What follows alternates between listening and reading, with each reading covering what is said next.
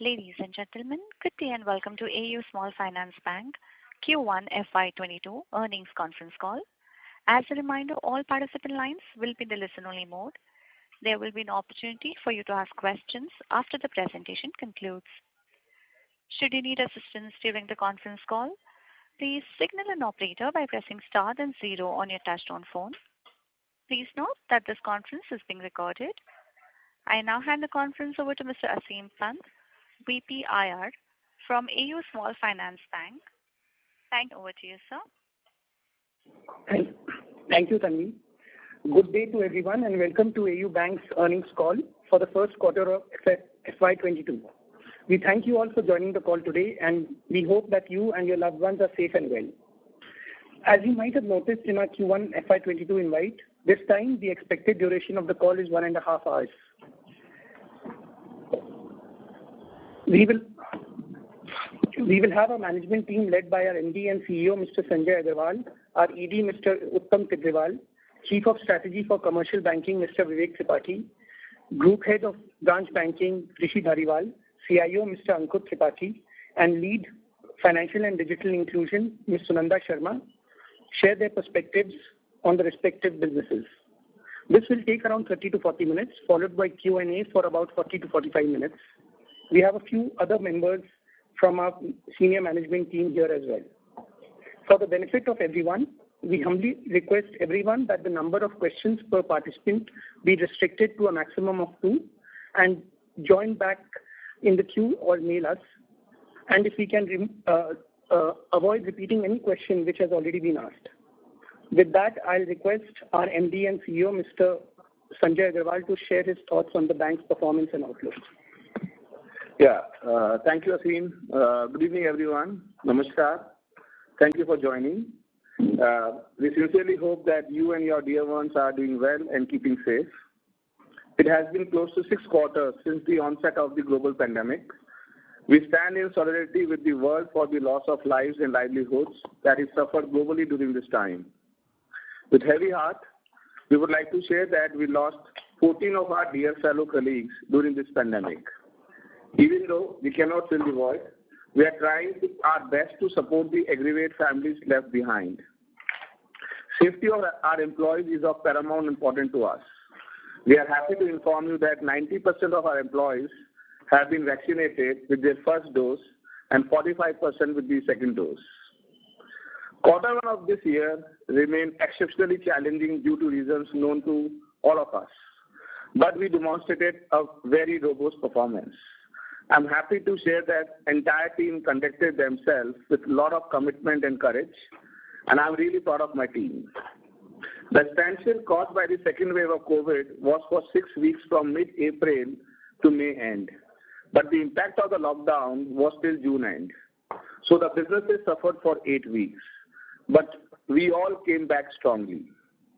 The major difference between last year and this year as a financial institution is that there was no moratorium this time.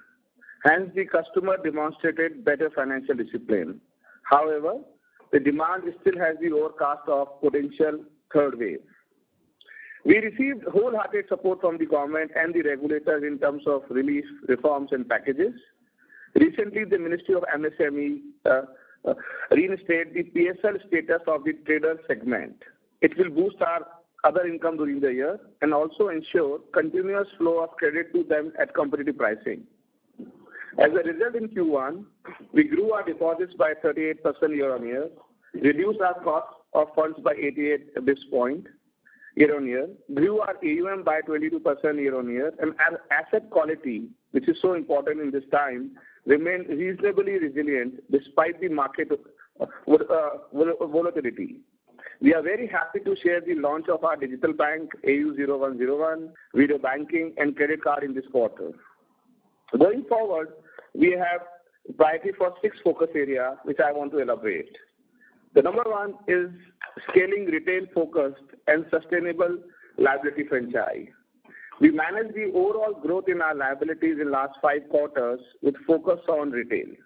Last quarter, we calibrated it considering the muted disbursements and managing the cost side. I'm happy with how we are putting a method to madness by putting in place many SOPs, developing insights and effective use of data, thereby building the right way to work. We believe that our deposit franchise is on the right track. We are keeping a balance between growth and cost. We believe our CASA ratio, CD ratio, cost of money, and ALM are going in the right trajectory. We have a lot of confidence that we'll continue to grow as a deposit franchise, balancing all these sectors.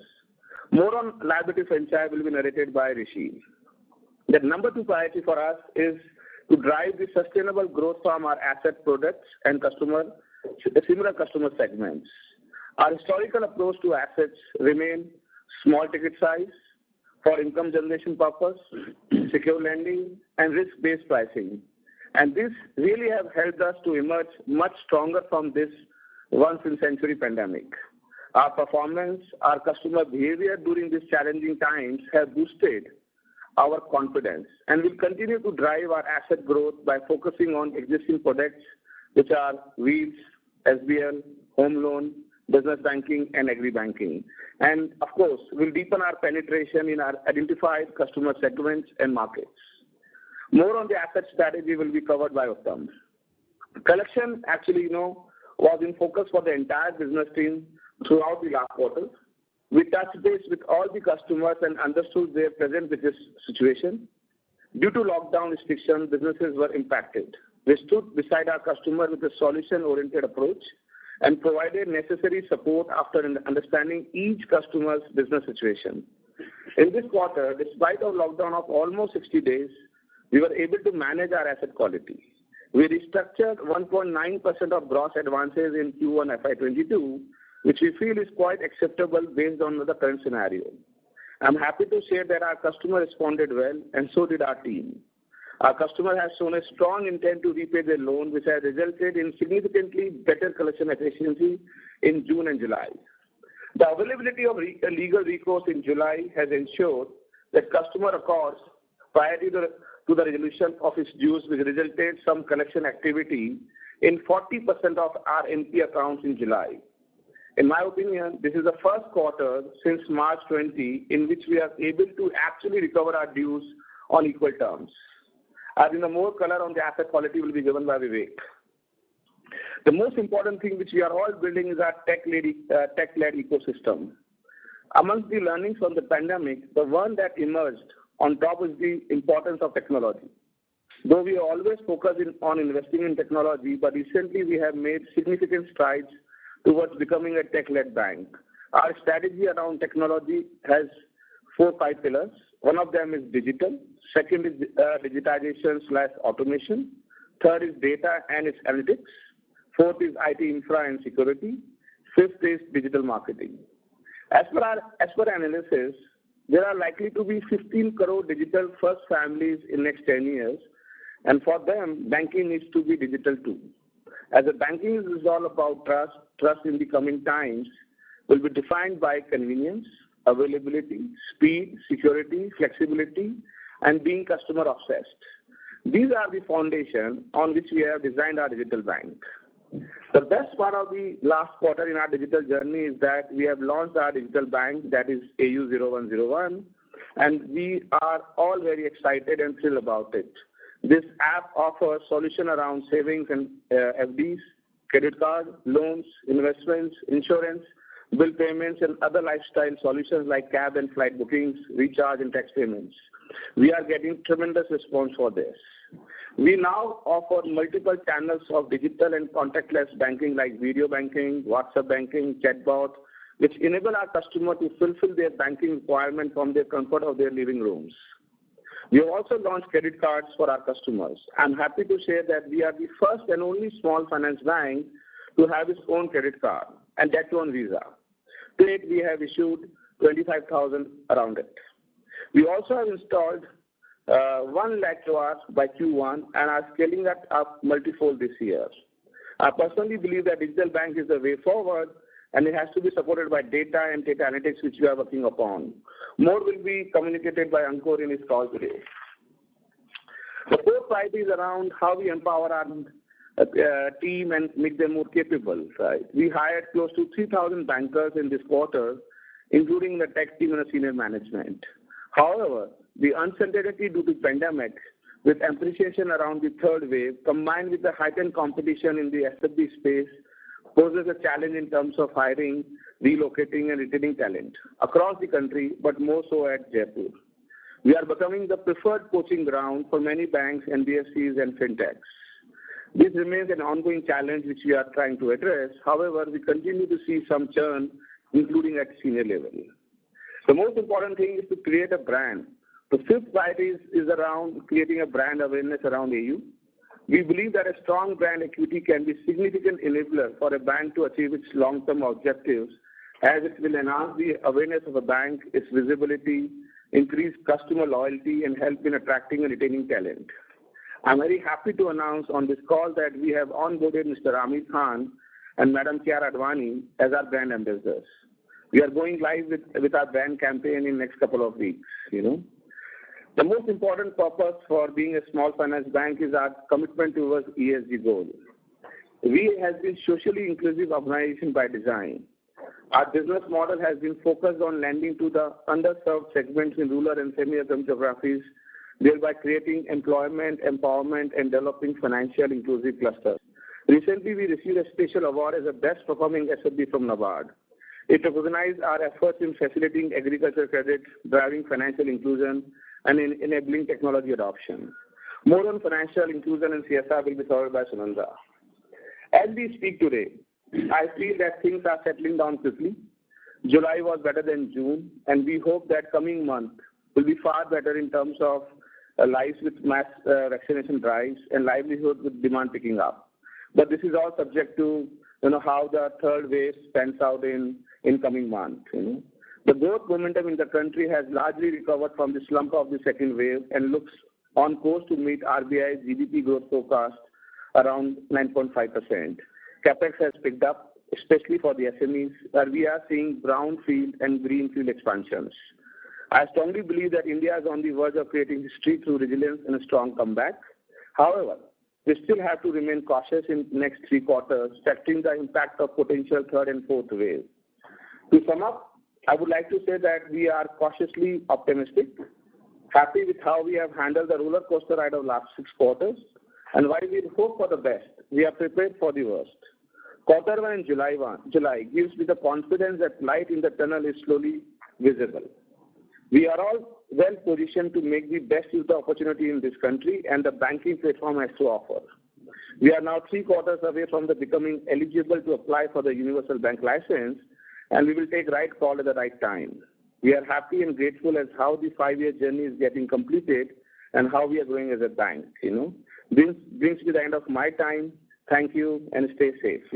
Handing over to Uttam for his business outlook on assets. Thank you so much. Thanks, Sanjay. Namaskar. Good evening to all of you. The quarter gone by has been one of the most challenging in terms of human loss and emotional vulnerability. The pandemic and its effect on society at large has been discussed in much detail. Over the next few minutes, I endeavor to share some ground realities around our key businesses, Wheels, PL, housing, business banking, and agri-banking. But first, I would like to extend my gratitude towards every AUite who stood firm on ground with customer during this tough time. Our all employees, whether sales, service, or collections, were fully operational during the quarter with one mission to help customers find solutions and ensure that portfolio quality is paramount. While the situation has eased out, the customer footfall is lower than expected at around 50 to 60% of the pre-COVID level, and majority of the customers are deferring their business expansion plans, fearing the possibility of a third wave. The collection momentum in July has given us confidence to look forward to the remaining year, of course accepting that we have to live with waves and the impact may not be severe. I'm excited around the opportunity of all our asset businesses in the post-pandemic world. I'm happy to share some key insights on each of our businesses. First of all, Wheels. Wheels Financing is our flagship and largest business for the bank, where we have more than 25 years of experience. In line with the market, NPAs in this book is currently elevated to 5.9%, but we remain hopeful that opening up of the economy and resumption of certain segments like taxi and commercial passenger will aid resolution in coming quarters. We have already seen some traction in July. At rupees 40,000 crore of AUM across 6 lakhs customers, our Wheels business still remains relatively small compared to the larger players in this business who have AUMs upward of 50,000 crores. We believe we can continue to grow significantly above market in coming 2-3 years once the situation normalizes. Demand in new vehicles is expected to remain resilient with COVID-induced preference for personal vehicles as against shared mobility. OEMs remain bullish and indicators like advance bookings, waiting periods, etc. are all quite positive. Similarly, used car market is expected to continue to grow at higher than new car sales market. Contribution of tractor segment has now reached to our 8% in Wheels portfolio, and tractor demand is likely to be supported by a record Rabi output, record Kharif procurement, favorable crop prices, and expectation of normal monsoon for a third year in a row, all supporting rural customer sentiment. Two-wheeler is a fairly new segment for us, and we will continue growing constantly in this business. We also remain watchful of the upcoming opportunity in EV space and have cautiously starting funding there. We believe there will be good demand for EV in coming times. FAME 2 and state subsidies are making these vehicles affordable, and there is an inclination in buying EVs. We are also looking at digital as a medium for enhancing customer experience and also automating and digitizing our internal processes to drive efficiency and cost optimization. We are building customer journeys, partnering with Maruti and strengthening analytics for pre-approved offers on AU 0101. Further, talking about our SBL business, it is our own product with a unique features like low ticket size, 50% LTVs, lending to unorganized MSMEs for business purposes and secured by collateral. It is a highly granular and well-diversified business with no dominant segment or profile. This book has now scaled to rupees 14,000 crore AUM across 1.5 lakh MSME businesses and has remained one of our most stable and resilient businesses with NPA contained at 4.2% even during such a devastating pandemic. We will continue to target profiles which perform relatively better during the pandemic like FMCG retail traders, grain merchants, fruits and vegetables traders, agriculture-related equipments, bakers, shops, and go on. We are also focused on increasing the business share from our existing states of Maharashtra, Gujarat, Himachal Pradesh, Haryana, and Chhattisgarh.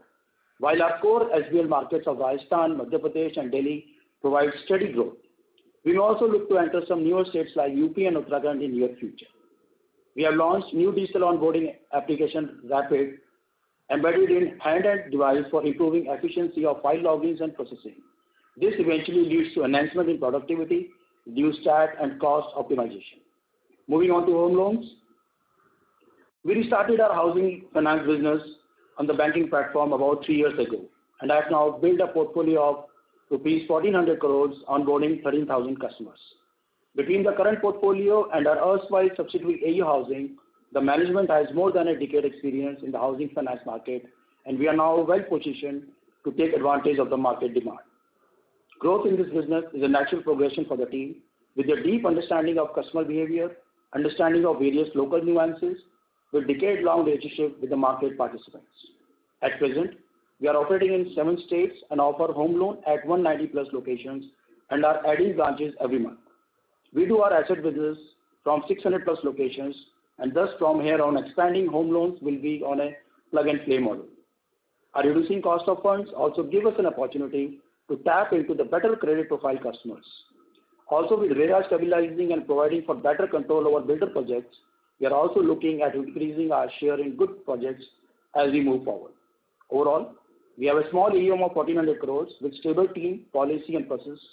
We have more than a decade of experience and relationship in this business and are fortunate to expand our home loan offering to all our 600 plus locations from the current 190 odd.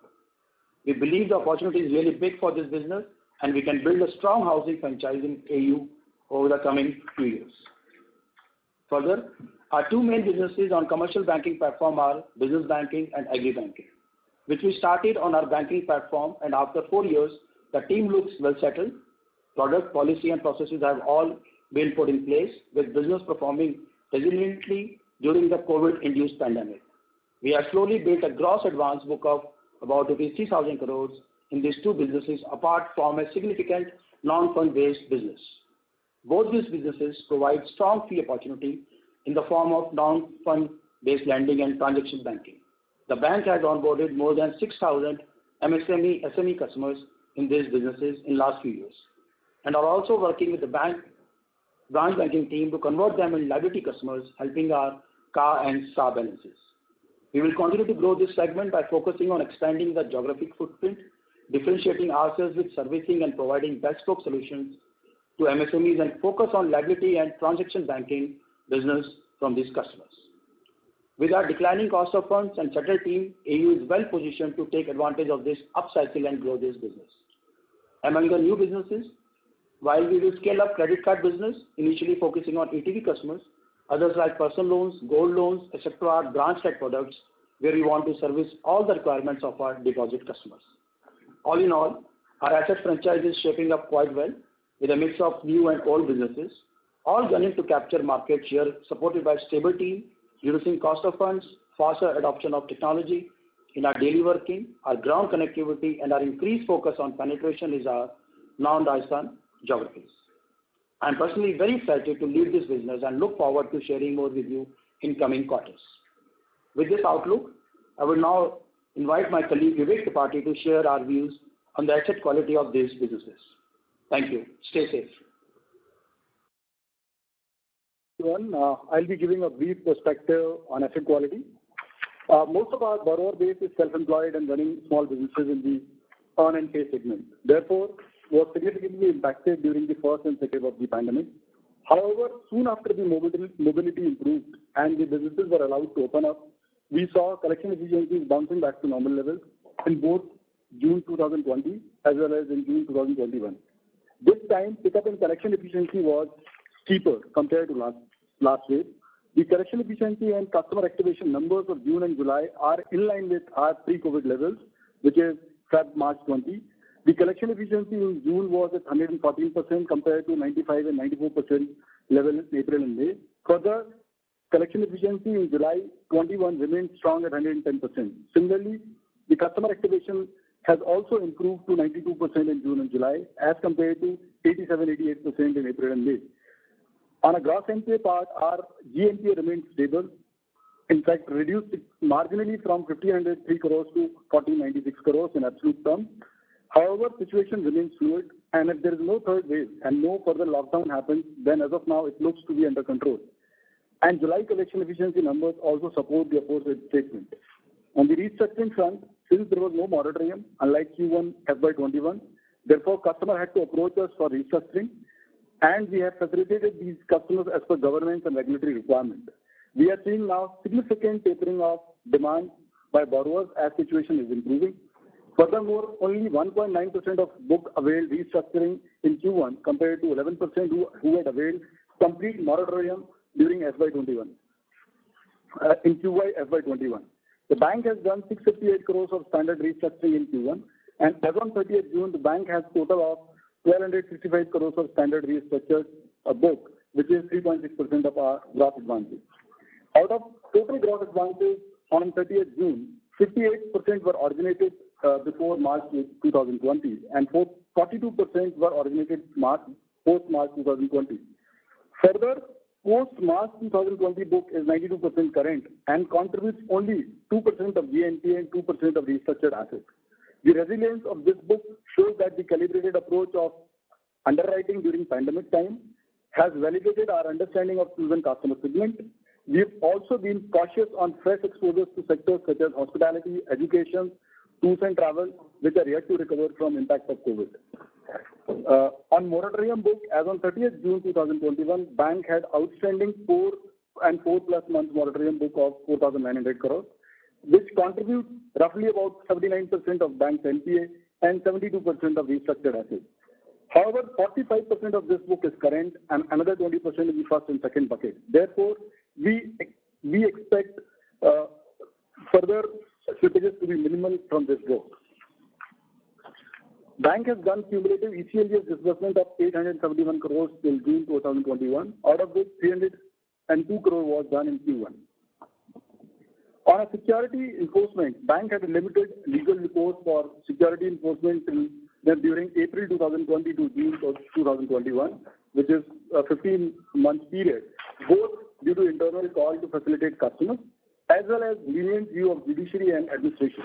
However, the customer intent to repay their loans has shown very strong traction, also resulting into a significant better collection efficiency. Further, availability of legal recourse to the bank have ensured that customer accord priority to resolution of their dues. This has resulted in some level of activity in almost 40 to 42% of our NPA account in July 2021. On provisioning part, the bank is carrying a provision of 730 crores against GNPA of 1496 crores with PCR of 49%, provision of 207 crores against restructured assets of 1265 crores, and over and above this, contingency provision of 190 crores. Bank has already provided accelerated provisions of 430 crores on NPA over and above the regulatory requirement. Our NPA book is quite granular with ATS of almost 1.5 lakhs in wheels, which is secured by vehicles, around 7 lakhs in SBL, which is again secured by self-occupied residential properties or self-occupied commercial properties, where average LTV on NPA book is on principal outstanding is around 29%. Therefore, our historical credit loss has been low in both these books. Similarly, on restructured book is very, very granular and backed by revenue generating assets or self-occupied collaterals. Therefore, we feel the current provisions are adequate to cover any slippages. It is also important to note that a significant number of our customers clear all their dues on the collection efforts or security enforcement notices. On residual part, where we need to enforce our security, our historical repo loss since FY19 has been around 35% in vehicle or any pause loss on settlement or property disposal in SBL has been around 20%. Therefore, keeping both these factors in mind, we feel confident that PCR of 49% is quite likely to be more than sufficient to cover any credit loss arising from this book. Further, over and above this, bank is also carrying a contingency provision for any unforeseen slippages or unforeseen environment.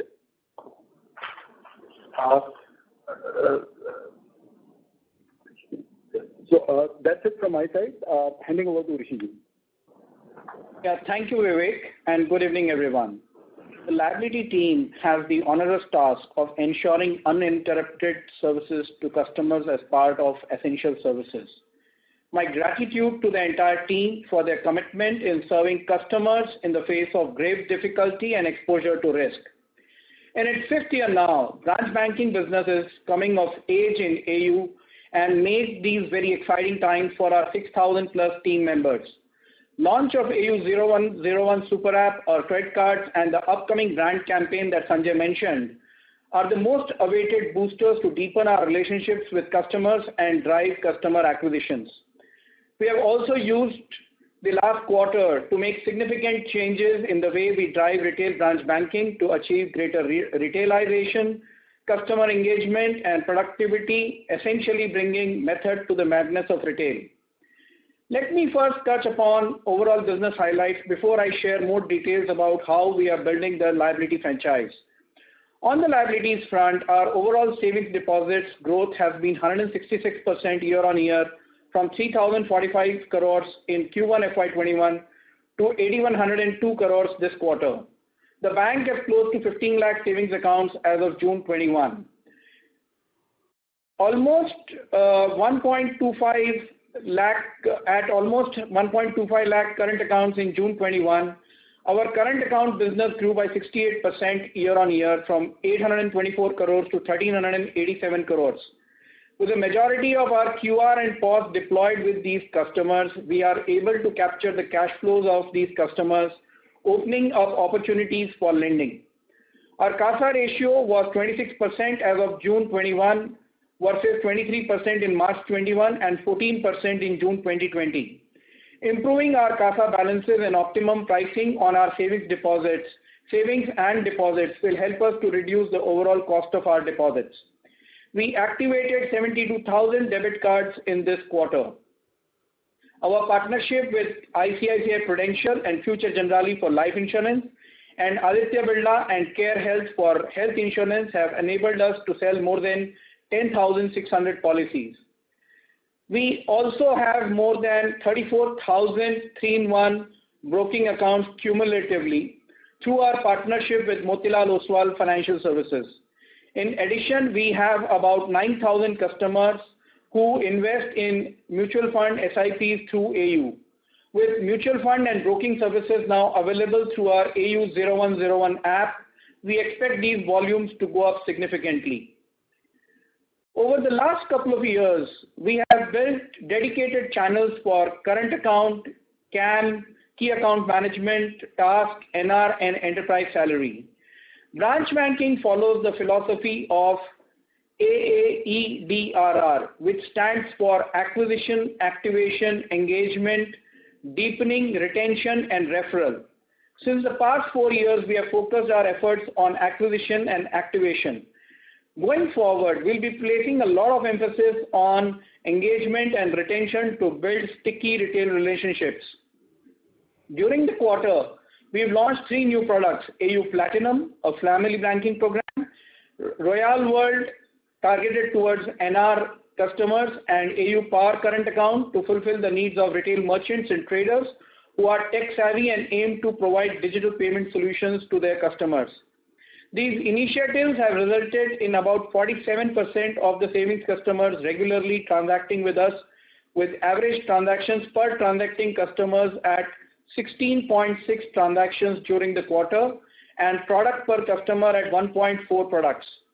Current account customers have better transaction volumes, with 62% of the 1.05 lakh customers regularly transacting with us at the rate of 57 transactions per transacting customer and PPC of 1.73.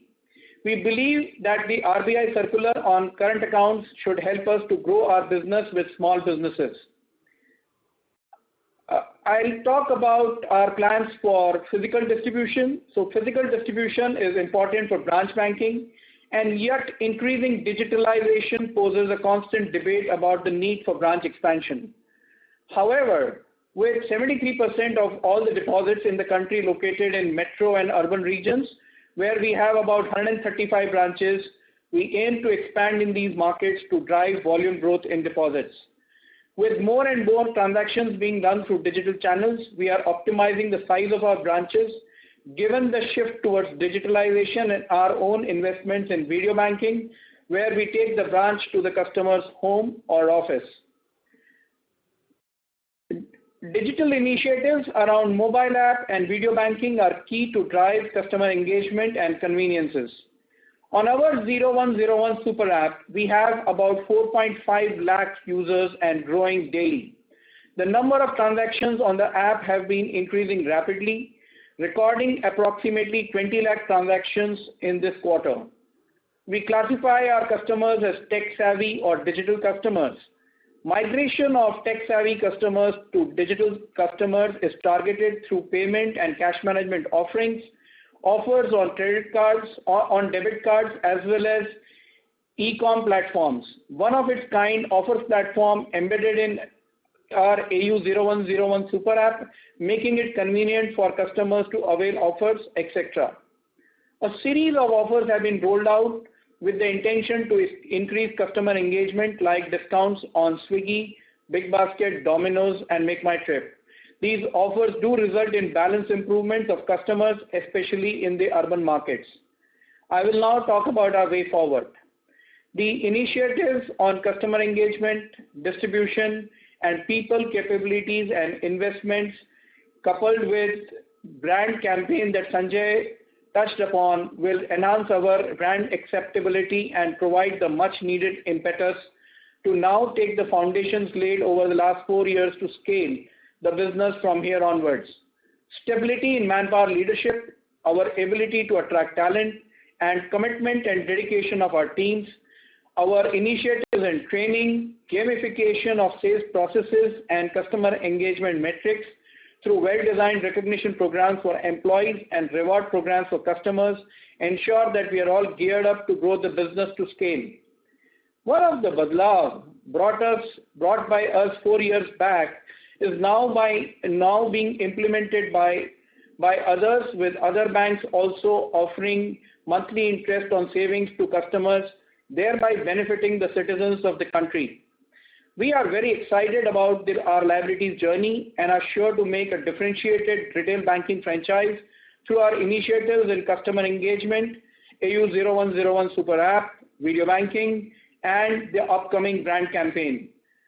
My colleague Ankur will tell you more about the digital initiatives of the bank. Thank you. And good evening, everyone. At AU, we aspire to be a tech-led bank and have been building our capabilities across all 5 pillars, namely digital, digitization, data, digital marketing, and infra and security. Last quarter, we launched our flagship digital property, AU 0101. It is accompanied with ecosystem of net banking, WhatsApp banking, auto chatbot, and video banking. Truly omni-channel and mobile-first platform AU 0101 offers full-stack payment suite and end-to-end onboarding journeys for savings account, fixed deposit, credit card, auto loan, personal loan, insurance, and investment products. It also offers host of lifestyle services including mobile recharge, hotel booking, flight booking, which are integrated with customers' AU Bank account for payments. Since the launch of 0101, we have seen 100% increase in new customer registrations and monthly active users have gone up by 25%. As of now, 97% of all financial transactions and approximately 63% of service requests are being done through digital channels. The feedback, love and appreciation our customers and employees have bestowed upon us is quite inspiring.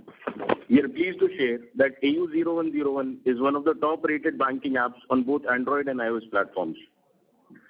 Another key milestone in our digital journey is our video banking service.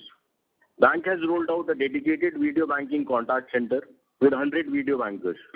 We've onboarded more than 4,000 customers and have done more than 6,000 interactions in the month of its launch. It perfectly complements our branch banking business. We foresee each video banker operating as one branch, with cash and check being an exception.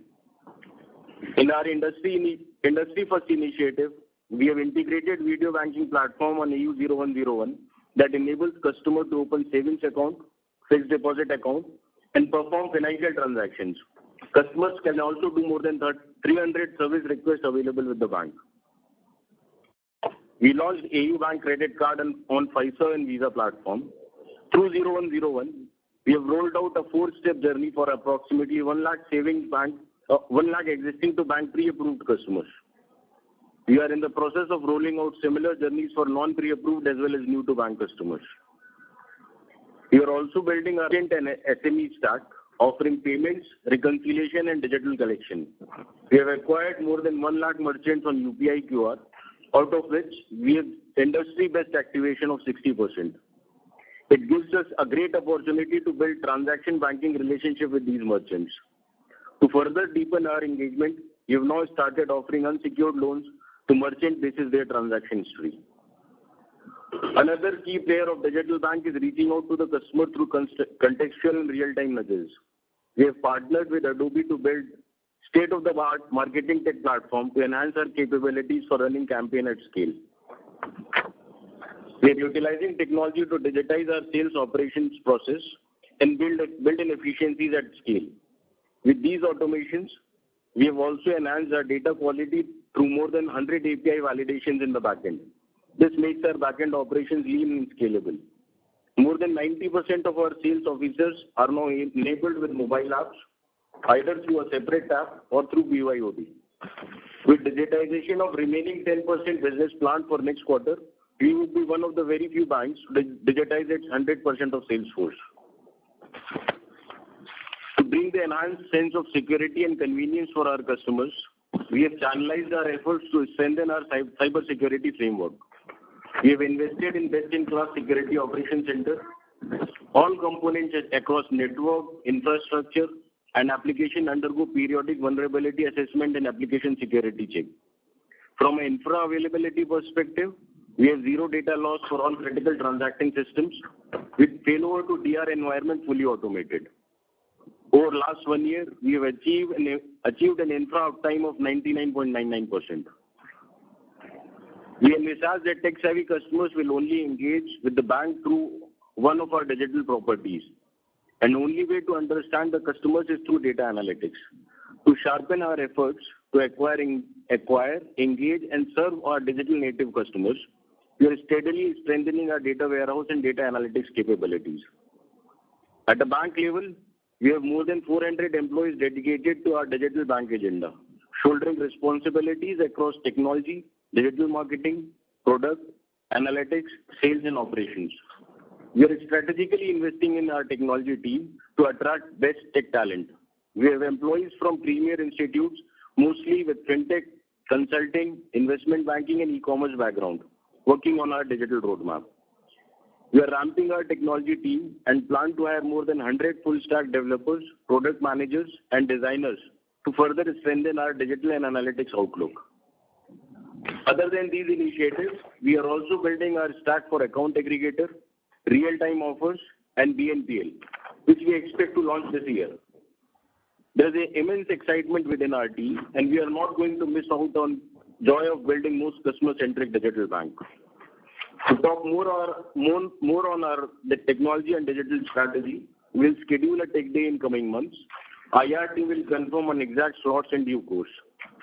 Thank you, and now over to Sunanda for further updates on financial inclusion, CSR, and ESG initiatives. Thank you. Good evening, everyone. With the launch of our digital bank, we have expanded our wings, which will help us soar higher towards a more prosperous and sustainable tomorrow. In the ever-dynamic world full of uncertainties, it is our roots that have always guided us in the right direction. Mr. Tripathi just showed us the strength of our wings, and now I'm here to show you the depth of our roots. The very foundation of AU Bank was laid for empowering the economically weaker section by providing them better access to credit. Our business model is aligned with the UN Sustainable Development Goals, SDGs, as we have been lending to the underserved segments for the last 26 years. Our purpose of empowering India begins with eradicating poverty, which contributes to SDG 1, and reducing inequalities as per SDG 10. While we strive to build an inclusive society to address the social, occupational, and residential vulnerabilities. For us, financial inclusion is a vision of building a society where every individual has access to financial services, irrespective of his or her social economic background. With a systematic approach, we have segmented our financial inclusion efforts in 3 key dimensions. That is, improving access, increasing usage, and enhancing quality through financial education.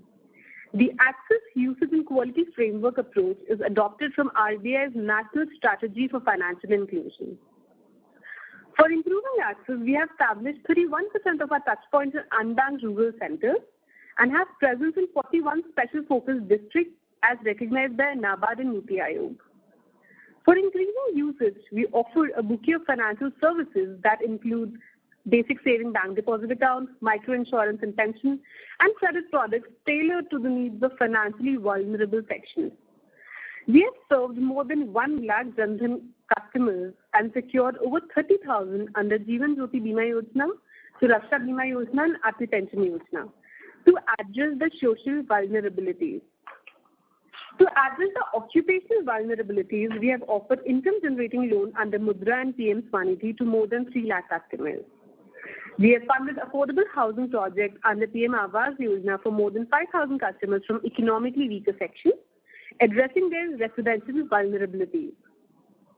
For enhancing the quality of consumption of banking services, we conduct financial literacy camps through street plays in the local poor to focus on concept literacy. For process literacy, our digital literacy counselors aid our customers in their digital journeys. While financial inclusion is providing a strong social perspective to business at AU, the CSR wing is continuously working towards community development. Till date, we have empowered more than 1,000 women under AU Udyogini program, established 2 women community institutions, promoted 50+ women entrepreneurs in rural areas. Besides that, the AU Foundation team has conducted over 4,000 financial and digital literacy camps with an outreach of 5 lakh+ beneficiaries across 12 states. Side by side, AU Foundation team works relentlessly to support the nation during the COVID times. The team set up infrastructure for COVID relief, supported 10,000 migrants, conducted vaccination drives, and distributed safety gear for frontline workers. In all, we have contributed 7.5 crores towards COVID relief measures till date. Summing up with the ESG framework, I have sufficiently covered the social aspect. Through our effort in digital and digitization, we have been able to positively impact the environment by reducing our carbon footprint. Our digital customer onboarding journeys have led to positive externalities in terms of reducing paper and fuel usage. Strong governance has been the backbone of our growth from the start of our journey, which has been further validated time and again by markets, regulators, and rating agencies. With our first integrated annual report in FY21, we have taken a step to track our ESG impact more closely and will ensure increased monitoring and reporting on all three dimensions of this framework. We at AU understand that the new reality will require us to pivot our finances towards greener, responsible, and more sustainable areas while maintaining a strong asset book and ensuring growth for all our stakeholders. While we know the journey is long, we are committed to building a bank for all. With this, I will now like to hand over to Tanvi for Q&A. Thank you. We will now begin the question and answer session. Anyone who wishes to ask a question may press star and 1 on their touchtone telephone. If you wish to withdraw yourself from the question queue, you may press star and 2. Participants are requested to use handsets while asking a question. We request our participants to restrict their questions to 1 question per participant. We will wait for a moment while the question queue assembles. The first question is from the line of Rohan Mandora from Equirus Securities. Please go ahead. Yeah. Hi, sir. Good evening, and congrats on a good set of numbers. Sir, if you could share what would be our total T plus overdue, including NPAs, as of June end and as of March 21 end? That's one. And second, on slide 22, we have shown a comparison on new to credit PAR 90 plus versus overall. Now, as I understand, the underwriting standard will be similar in both category of customers. So, what would be the reasons why delinquencies are higher in the new to credit customers? What have been our observations there? New to credit. So, Yaron, Vivek here. I'll answer both your questions. So as far as I would give you an answer that our 30 plus, when you say 30 plus, it's a SMA 1 bucket you're saying and a SMA 2 bucket. Both put together is about close to 6.7% as on 30th June.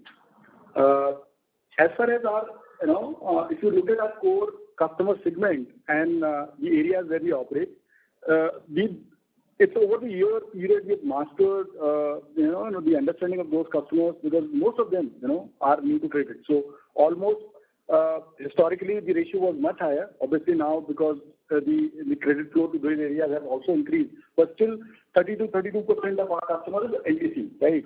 And so our understanding of that customer segment enable us to underwrite them better than some of the urban segments, and that is why you would see that credit behavior of the segment has always historically have been better with us.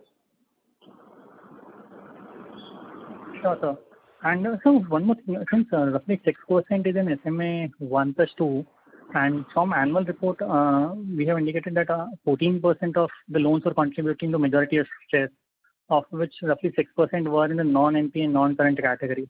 So would it be fair to assume that there's a fair amount of overlap between these two segments right now? 4 and 4. No, so it's not that the entire 4 and 4 plus book is under stress, right? Within that book also, 45% of my customers current. The people who are the customer base which availed 4 and 4 plus moratorium, 45% of that book is current. Right. But the remaining amount comes to roughly 6% of the book, and we are having similar SMA 1 plus 2. Yes. So that's fair, Rohan. I would say, in addition to what Vivek ji said, I think that's a fair assumption to make, that there will be a significant overlap between 4 and 4 plus and the SMA book. Sure, sir. Thanks. I'll get back in the queue for any additional questions. Thank you. The next question is from the line of Nitin Agarwal from Motilal Oswal Securities. Please go ahead. Hi, good evening, and congratulations on good results. A couple of questions. Like, firstly, on the disbursement side, of the 1,900 crore that you have disbursed in this quarter, if you can indicate how much we have done in June and how has been the trend in the current quarters so far.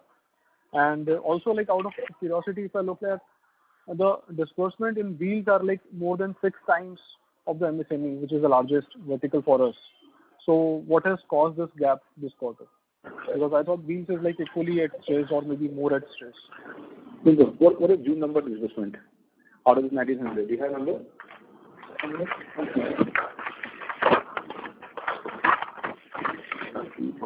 June number. Just a minute, listen. Yeah. Almost 7 crores. Almost close to 7 crores. Okay. So June number, Nitin, hi, I'm Sanjay Agarwal this side. So June number is close to 1,000 crores. And July also we have touched around 1,300 crores. So July is far better than June. And what is your other question? The other is like of the total disbursements, wheels is like more than 6 times MSME, which is the largest vertical for us.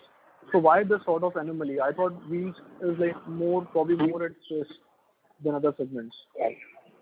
So, listen, wheels is 5.9% gross NPA, right? If that's what you're mentioning in SBL. No. Let me answer. Nitin, Vivek here. The disbursement in wheels and the SBL difference is because primarily the wheels, there was a latent demand for new vehicle, and so the disbursement number has picked up in the month of June. SBL, where it is largely B2C customer segment, retail trade, largely. Therefore, the effect of lockdown on that segment was for a much longer period. And but the disbursement which you would see has started picking up from this month, and we would be greater momentum in the coming months, right? So we expect with the festivity and festive season, this number will pick up again. But yeah, wheels is a very, very direct correlated business with activity at our dealership, and that is why you see greater traction there. Okay, sure. And secondly, on the liability side, if you can touch upon like how the SA balances per customer is moving now. We are seeing very strong traction on savings rate, backed by the interest rates also that we are offering. And so what are our thoughts also on the SA rate? Like, we have changed some slabs, but will we continue to maintain this high savings rates? So we have reduced our. If I first talk about the rates, right? The structure of the rates that we offer allows us to tweak them to ensure that our cost of funds is sort of optimized, right? And I mean, till how long we will offer the high rate is something that we will calibrate as our book grows. But currently our SA book is at 8,102 crores. So I would believe that that is a call that we will take over a period of time. But if you would look at the structure that we offer, up to 25 lakhs, we are not really offering a very high rate, which has helped us to optimize our overall rates. We are able to, retailize the overall savings book with good traction on the savings acquisition and the current account acquisition in the last couple of months again. Of course, April and May were difficult, but June and July, our acquisitions are back to what we were doing in, say, Jan and Feb. So we do believe that we can continue book and keep the costs under control, because if we originate at the lower end of the overall buckets in which we offer pricing, we should be able to continue to retailize and manage the cost of borrowings on the savings, the cost of deposits on the savings book. Okay. And lastly, like if you can talk about how the collection. Sorry to interrupt. You may please come back in the queue, please. Sure, thanks. Participants are requested to restrict your questions to 2 per participant. Should you have any further questions, you may please join the queue back. The next question is from the line of Hiral Desai from Anived Portfolio Managers. Please go ahead. Hi, Sanjay. I had a couple of questions. Am I audible? Yes, sir, you're audible. Yeah. So one was on the collection side. So just wanted to get a sense on, how you guys have managed collections post the second moratorium. Because, clearly delinquencies have gone up. People movement has been a challenge in, last couple of months. So how large is the team today versus, where it was in FY20? And for deeper buckets, do you work with agencies? So if you could just give us a framework on the collections bit. Yeah. So Vikrant is here who heads our collection, Hiren. So he'll be the right guy to speak on this. So over to you, Vikrant. So hi, Hiren. Regarding our field approach, collections approach, I would say things have definitely eased out over the last 2 months. With the COVID restrictions lifting up, our face-to-face interactions with customers gone up. With regards to our strategy, what we've done is we have formed a special task force comprising of collections, credit, business team. And of course, we have been providing a solutions-oriented approach. This is the feedback which has been coming from this task force. Of course, our legal recourse, which were a little subdued, I would say in April and May. With June onwards, we have changed our stance, and that is also helping us pick up our recoveries. You talked about agency penetration. Largely, our agency setup is in Tier 1 and Tier 2 cities. In Tier 3, Tier 4, we continue to have our strong presence of in-house team. And how large is the team on the collection side, as in number of people? So we'll have over 2,000 collection executives on the ground. Okay. So just to add what Vikrant has commented, so I would say from last whole 1 year, post June 20, our collection team remained very agile and very specific on collections. Of course, last full year, we didn't have any legal recourse, so we had very soft kind of collection approach. But entire team, whether it's sales, operations, credit, field investigation guys, even collection guys, through agency, we put all the resource to really have a focus on understanding customer first, whether he's able to pay us, whether he's able to build his business. So I believe last year also we had a phenomenal number outcome because of our effort. This year, of course, April, May was completely, was washed out.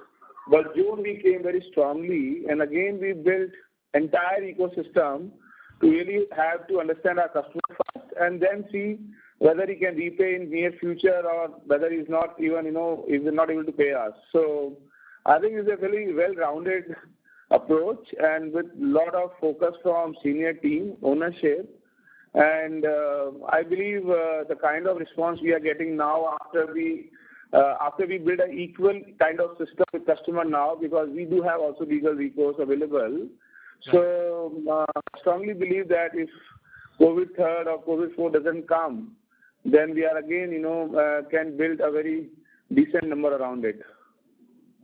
And Sanjay, the second question was, I think during the asset quality update, I think there were some numbers mentioned on the vintage of the pool, right? Like on the restructured book which was sourced prior to March 20.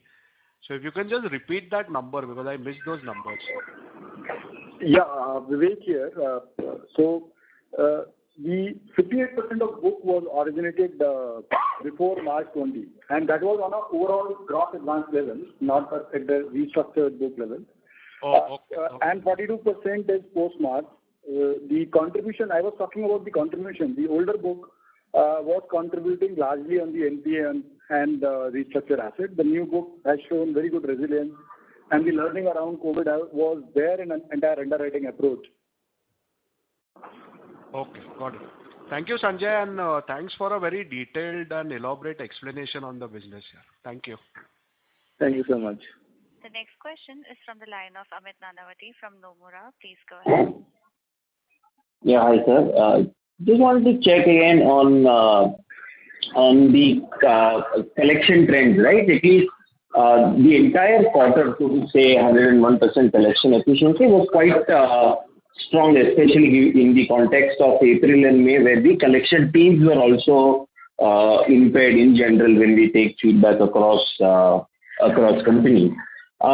So to your mind, what really worked best for us in the sense that you had a legal recourse option which was available this time around, not available last time around, much strengthened collection team this time around versus last time when we entered into a wave one, or in general, if there was a resilience in the customers this time versus last time?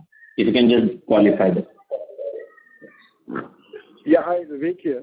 So if you compare last year, as I said, the major difference it was, with the approach itself. There was a moratorium, so a lot of people opted for moratorium. This time the option was for restructuring that customer has to come forward and request us, and we will evaluate. That was one of the major driving factors. And if you even look at the collection efficiency during the peak of pandemic in April and May, which was around 94-95%, vis-a-vis of 58% of the similar period in last year. So the difference was from the approach of customer, right? And second, I would want to really compliment my collection team and the whole environment around AU in terms of our approach. So I think we might be running one of the best collection team in the country, to be very honest, because the way they build themselves, even in the toughest time, signifies that, right? And it is not about last year and this year. If you really see our data of even Q2 of last year or Q3 of last year, even Q4 of last year, was significantly higher from the competition, right? So I would say collection in AU is in our DNA, So, and we run a model called, lending and collection. So I think that's the overall approach, which really helps us in this tough time also. Certainly, sir, this is clearly showing up. Secondly, if you can just give some comments around the Onan pool, right? The 1.5% has reduced to 0.3%. Just wanted to understand whether there is a flow forward or reversal to earlier DPD buckets. Yeah. So on Onan pool, since there was a onset of major issues in April and May, so almost 20% of Onan pool is as we speak we have, right, out of, if we talk about whatever we had at 31st March. 30% got upgraded where they repaid the overdue and became regular with us. Almost 50% got slipped because the pandemic second wave hit them hard. Understood. Last thing, any outlook on growth if you want to kind of comment on? I understand wave 3 will still have some uncertainty, but similar to last time, if we are seeing some traction where we can kind of cover it up for the rest of the year. Difficult one, to be very honest. I would rather want to wait for one more quarter because there is a lot of discussion around COVID 3, COVID 4. So otherwise, you have seen our data, which says that, once the normalcy comes in, we'll have a lot of opportunity, honestly. And I personally believe post-pandemic, and I don't know the time frame, India is in the verge of another kind of growth story for next 10 years. A lot of capex, I'm seeing it, a lot of new things coming in, your own market, old tech, how they're shaping up, So I believe let's wait, how we handle this COVID 3, COVID 4 kind of, the challenge, and then I think we should talk about growth, Thank you, sir. That's it from my side. All the best for future. Thank you. Thank you. The next question is from the line of Renish Haresh Bhai Pua from ICICI Securities. Please go ahead. Hi sir, and congrats on a great set of numbers. So sir, just couple of questions. One on the inactive customer pool of 8%. So I'm referring to your slide number 21. So full paying customers are 88, part paying are 4%. So I'm assuming the rest 8% are inactive. So what percentage of these customers are already sort of recognized either as NPL or restructured, or we have disbursed the ECLGS?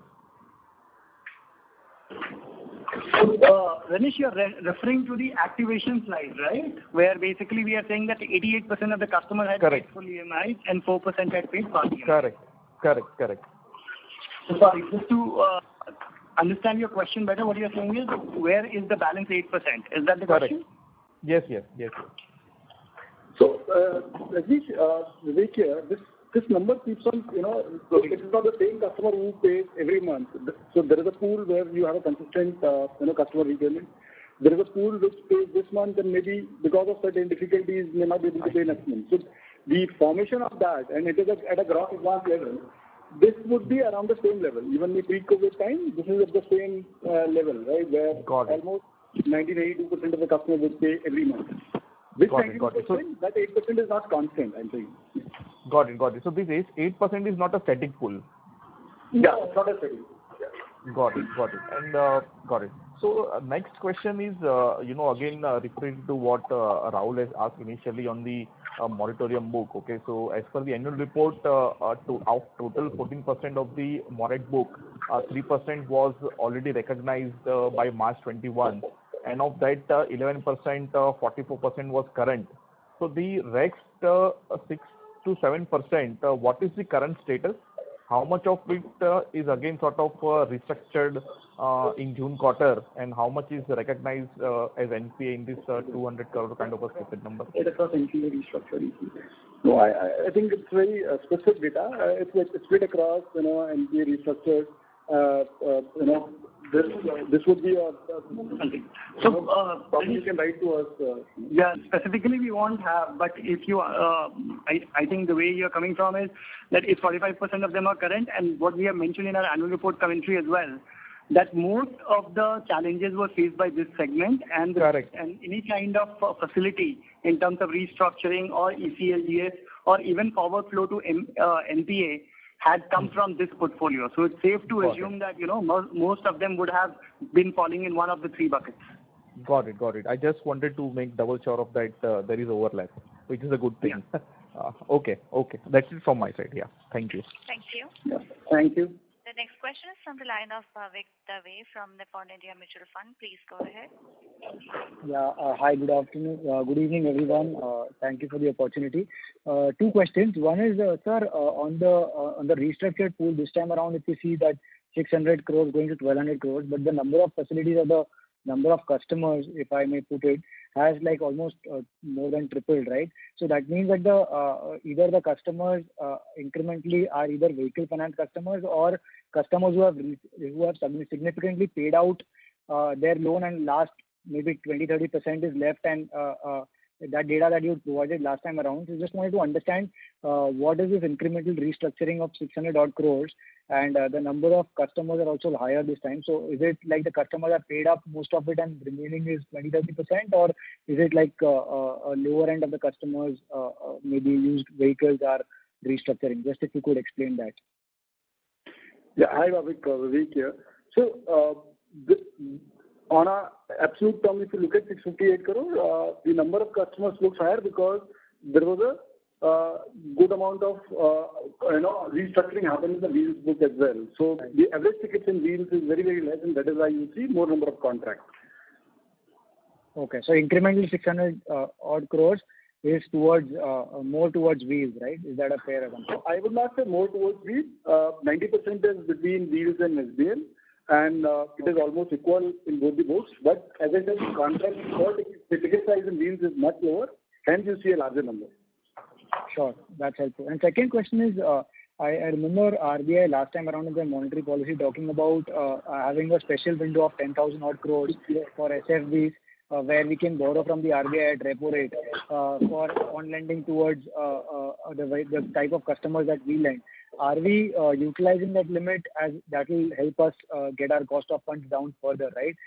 Versus our 6% odd cost of funds, 6.8, the incremental borrowing can come at the repo rate. So is that a facility that we are utilizing for on lending? Have we utilized that during the quarter, or what is the thought? So I'm Abhay Yogesh this side. So we have not utilized that facility because we are flush of liquidity as of now in March also and this quarter also. So at the right time we will see, because ultimately that money will come with the government security pledging. So I have to first buy security with my money, and then only I can go and get that money on repo rate. So ultimately, it's using my money only. First, I have to borrow from market on some rate, and then only I will get that money on 4%. So as far as we have lot of liquidity, I think we have not utilized that facility. Sure. That's very helpful. Thank you so much. Thank you, sir. Thank you. The next question is from the line of Nitesh Jain from Investec. Please go ahead. Thanks for the opportunity. So two questions. Firstly, on the affordable housing plans, how are we structuring that segment of the book? Have we created a separate team? And how ready we are to scale that book? How do you see that book scaling up over the next 4 or 5 years? And secondly, sir, on the collection and asset quality, if you can give some more color, because if I look at the performance that we have seen, that is significantly better than any other company operating in the same segment. So is it to do with our geography, which has helped us in showing such better improvement, or entire credit goes to our collection team? Or if you can give some more color on that, that would be helpful. So I think we should answer the second one first. So Vivek, can you do that? Yeah. Or Vikrant, whatever. Yeah. So I think we've given a very specific slide to which talks about, and there is a highly correlated line if you look at the mobility. How our book, as I said that in my opening remark as well, that it is a very, very granular book, and the kind of businesses we fund, the customer, the moment you have the business shut and there is a mobility restricted, they stop paying. But as soon as the mobility improves and as they are allowed to operate, the collection efficiency picks up. Obviously, there could be a difference, as you said, that vis-a-vis our competition, but there could be a difference between the customer, segment, I would say, more or less same, but approach, engagement, and as well as our collection efforts. So I think it's a combination of all three. Because if I look at the collection efficiency of the month of April and May, and April and May were the 2 months where there was a sort of complete lockdown in Rajasthan and our key geographies. Even those months, the collection efficiency is pretty good. Yeah. So as I mentioned that, the customer this time had to choose for something called restructuring if they wanted to avail some facility like moratorium. And a lot of people did not opt for it. So they continued to pay. And those who were severely impacted and those who had issues around health or family issues or businesses were completely shut, those customers only opted for not to pay. Yeah, and just to add there, if you again go back and see our March numbers, right? So there was a significant portion of portfolio which was classified as NPA, but were still paying customers, right? I think 88% of the Unan pool was paying. So some of the businesses post-pandemic one had kind of been recovering, over a period of time. And probably the cash flows were there to support for 1 or 2 months. Ultimately, it was just a 2 months lockdown, right? Or rather 6 weeks, 6 to 8 weeks. Yeah. Uttam sir, maybe you can take up the home loan question.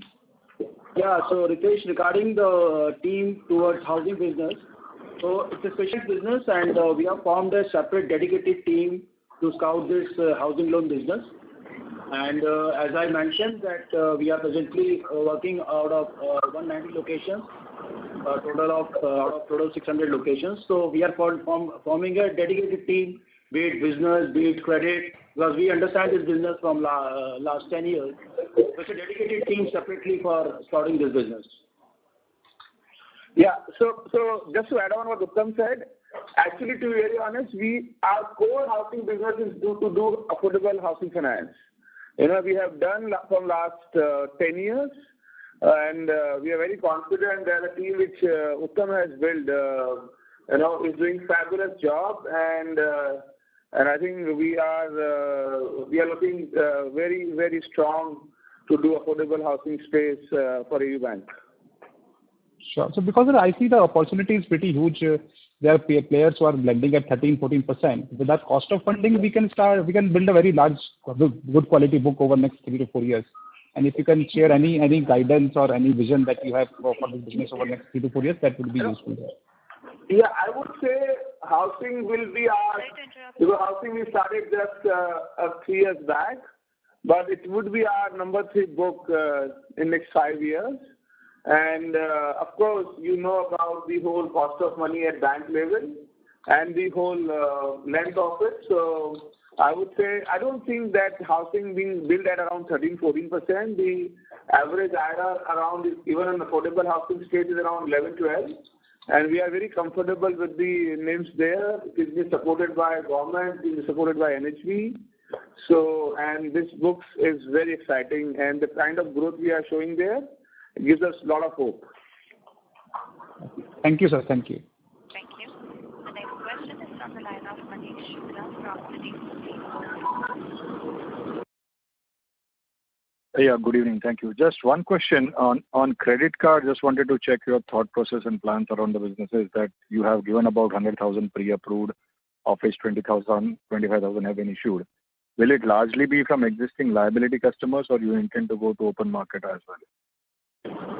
No, Manish. So for me, credit card is one of the most important payment mode, and we are very happy that team has pulled up an incredible whole franchise around it till now, and we are really open for the open new customer or even a pre-approved base. So it will be a combination of both, but it's still very early days. You know, we just launched in the last quarter only.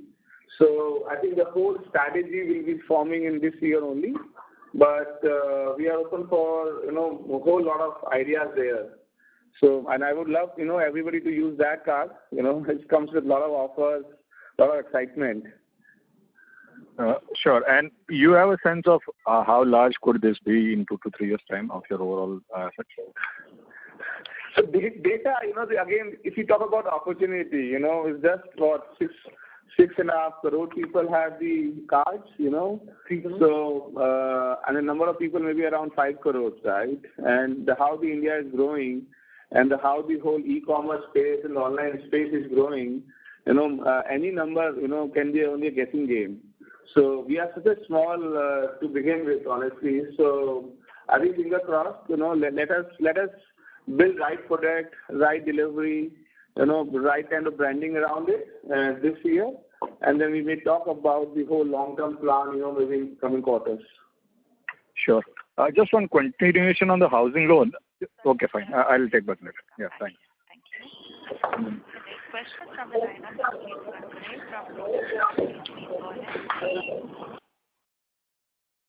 Mr. Abhijit Thackeray, yes, you may proceed. Yes, hi. Good evening. Sir, going back to the collections part again, so in normal times, how much of our collections generally happen in cash once there is a bounce with the customer?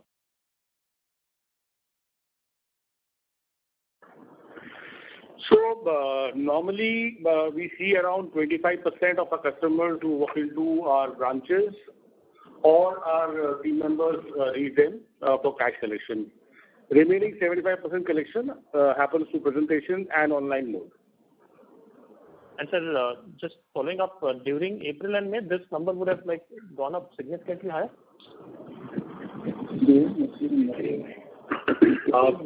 April, May. Of course, was a slow month for us, so no. Okay, and just one more on the collections bit, the 88% activation as of June, that number that you've given, what would that number be in April and May? Abhijit, probably you can write that. We don't have the data right now, but maybe you can write to us and we'll get back to you. Sorry, Vikrant, do you have it? So it was around 83% in April and May. Okay. Okay. Very helpful. Thanks. And second one quickly is if you can give two numbers. One is what would be the size of cash on wheels book as of June? And second one is the ECL book of 800 crores that we have, ECLGS book. Which segments of the loan book have used this facility the most? ECLGS. So, yeah, Vivek here. My cash on wheel book as on 30th June is close to 1,800 crores, right? And ECLGS as a facility largely utilized by MSME segment, which cut across largely SBL because we have large book there and small amount of business banking and agri banking customers. This,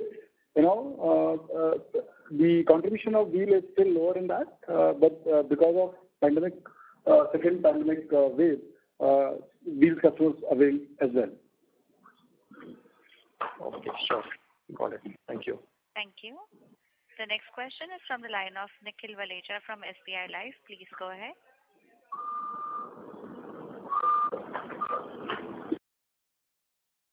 Nikhil Valecha from SBI Life, you may proceed with your question, please.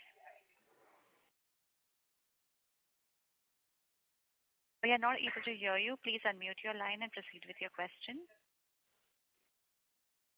As there is no response, we'll move to the next question from the line of Rohan Mandora from Equirus Securities. Please go ahead.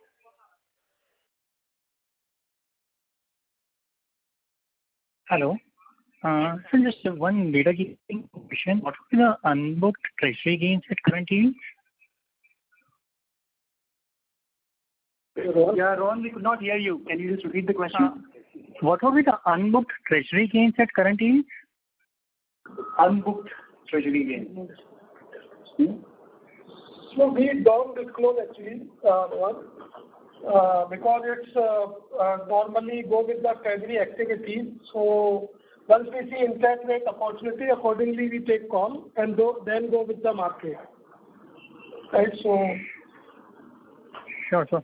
Actually, just one more question was on the deposit interest expense line that we have for the quarter. So if we see from 3Q to 4Q, there was almost 10.5% sequential growth in deposits plus borrowing. But if we see the interest expense in 1Q vis-a-vis 4Q, there is a decline. There is an average cost of funds declined by only 20 basis points. So what explains the sharp decline in the absolute interest expense sequentially? Vis-a-vis the growth that we have seen in the previous quarter. Yeah, this is Rohan. So this is a data keeping question. Can we take it offline, please? Sure. I mean, you write to us and probably we'll get back to you. Sure, sir. Thanks. Thank you. The next question is from the line of Abhijit Sakhare from Kotak Securities. Please go ahead. Hey, just one follow-up on the savings account side. Have we revised rates again in the last 1 month, let's say in July itself? Yeah, Rishi, you want to answer this? Yeah, we have taken a small change in the savings rate in higher buckets where some rates at the higher end have been revised to 4%. So in effect, this brings down the cost of SA or it pushes it up? Yeah, definitely. It will reduce the SA cost. Okay. Thanks. Yeah. Thank you. The next question is from the line of Mansoor from Montepilli. Thanks for taking my question. I just have one question. For the first quarter, your cost-to-income ratio is around 50%, which is quite low. But what would be the sustainable rate like going ahead? Is it going to be low or is it going to increase for the going ahead? I mean, what is any kind of guidance as to what should the cost-to-income ratio look like going ahead? Yeah, hi, madam. Yeah, as you know, AU is a growing franchise, and we are investing in a lot of properties around digital and our brand campaign, and also we are building a new product line across credit card, QR, the housing business. So, and there are a lot of levers to actually manage your ROA.